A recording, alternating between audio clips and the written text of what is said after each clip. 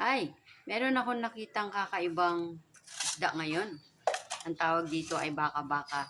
Na-meet ko na ito siya last year. Ayun, na-meet ko siya uli. So, ito siya. Moo! Moo! Ayan siya, oh. Oh, nakatingin sa inyo. Huwag kayo matakot. Yung bibig niya, oh.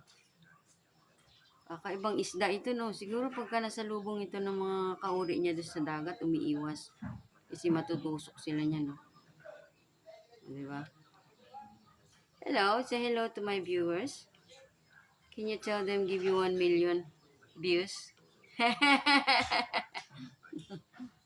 Yan. So, ito yung isda na baka-baka. Tinatawag na baka-baka. So, mamaya lulutuin ito.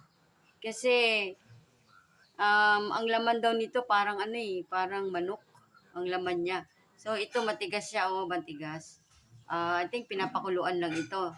Tapos, pag okay na siya, bubuksan mo siya. Ito. Sisirain mo itong balat niya. Ay, yung matigas niya na balat. Tapos, nandun na yung parang manok na kanyang meat. Di ba? Sige na, babay na ako sa'yo kasi mukhang may naaamoy ako. Ang lapit mo sa akin. Okay. Sabihin mo, see you na sa kanila. Bye! Okay, alis ka na. Magpunta ka na sa kabila. Ooh.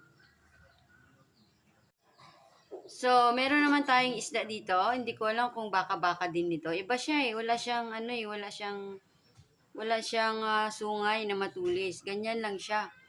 So, kung alam nyo itong isda na to, ayan o. Kung alam nyo ito, kayo na magsabi dyan. Sabihin nyo sa akin kung ano ito. Basta nakita ko lang siya. So, ang bibig niya parang nakasara, parang nakaganyan, oh. Ayan, oh. O, diba?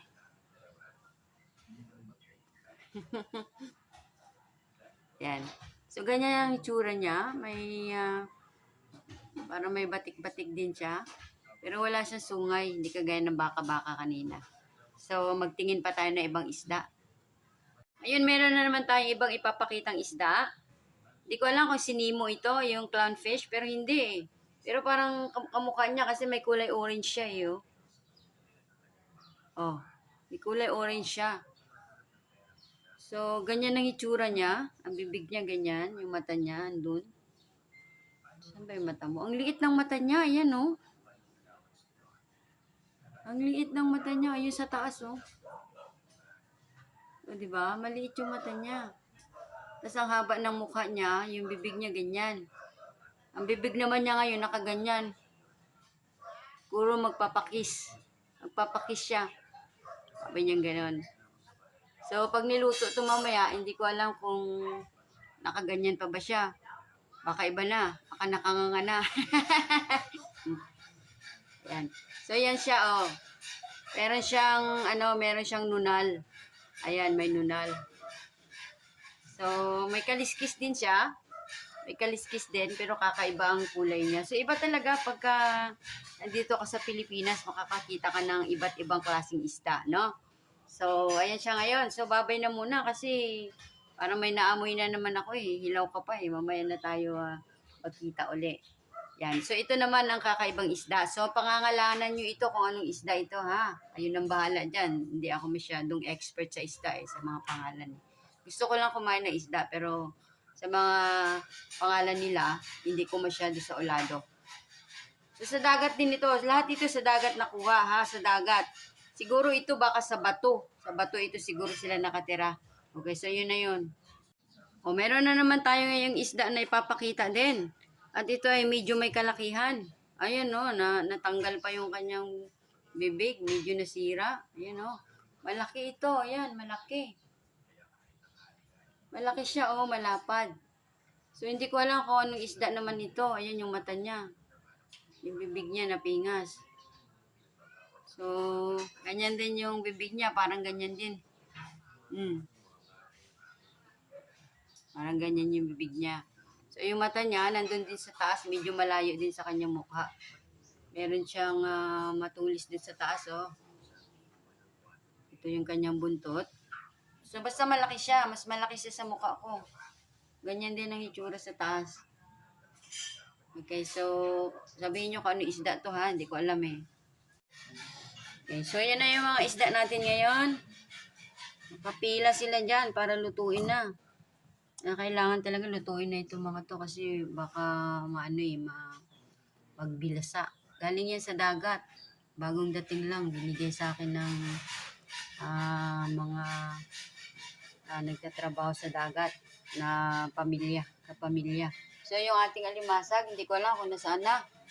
Hanapin natin, baka bumalik sa dagat. Buhay pa. Lalaki. Uy, baka kagatin ka. Buhay pa, sariwa, alimasag. Wow. May maliit pa. Sariwang isda, galing sa dagat.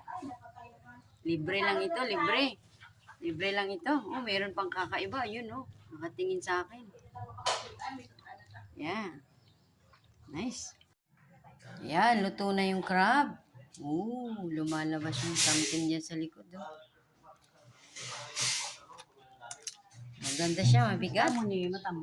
May stripe daw na ganito. Mataba daw yan. Ito mabigat. Naghawak na naman ako. Sigurado may amoy na naman yung kamay ko nito. Ito mataba, oh.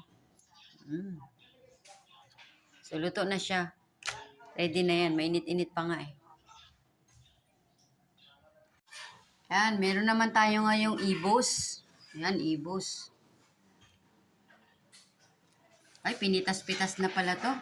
Hindi na pala to nakatali. Pinitas-pitas na. So, ito ang ibos dito sa amin sa estansya. Hindi ko alam kung magkano ito. Yan. Yung almusal namin. So, nandito yung kanyang sauce. Yan. And what is this? What is this? Oh, ano tawag dito? Alam mo to tawag dito? Hindi mo alam. I think malagkit ito siya. So, kalamay siguro yan. Hindi ko masyadong saulado. Yan. So, yun ang almusal namin ngayon. Tara, kain tayo.